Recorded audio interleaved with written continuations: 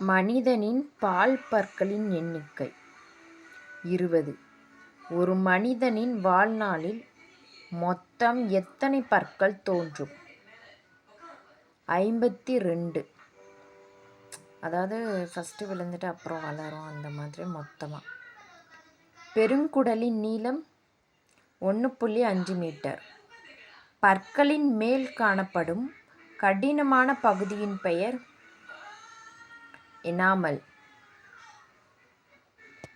லைக்கன்கள் எனப்படுவது எந்த உயிரினங்களுக்கிடையே நிகழும் கூட்டுயிர் வாழ்க்கையாகும்? ஆல்கா மற்றும் பூஞ்சை. பூச்சி உண்ணும் தாவரங்கள் எந்த ஊட்டச்சத்தை பெறுவதற்காக பூச்சியை உண்ணுகிறது?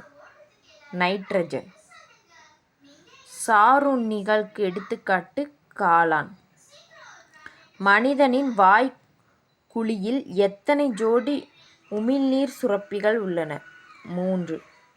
மனிதனில் சிறுகுடலின் நீளம் எத்தனை மீட்டர்? 7.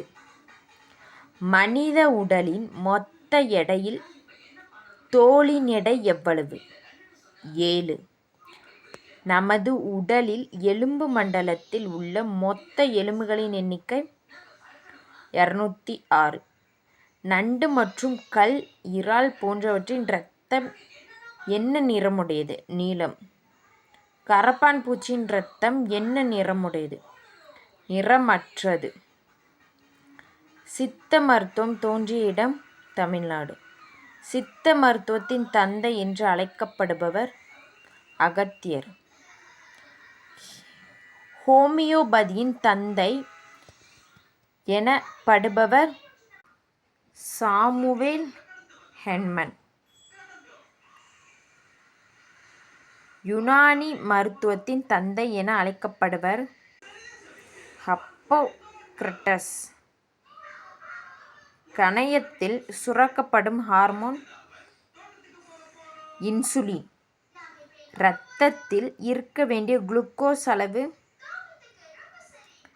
8 முதல் 120 வரை mg/டெசிலிட்டர் குளுக்கோஸ் இருக்கணுமா? 80லிருந்து 120. ஸோ இதை நல்லா ரீகால் பண்ணிக்கோங்க.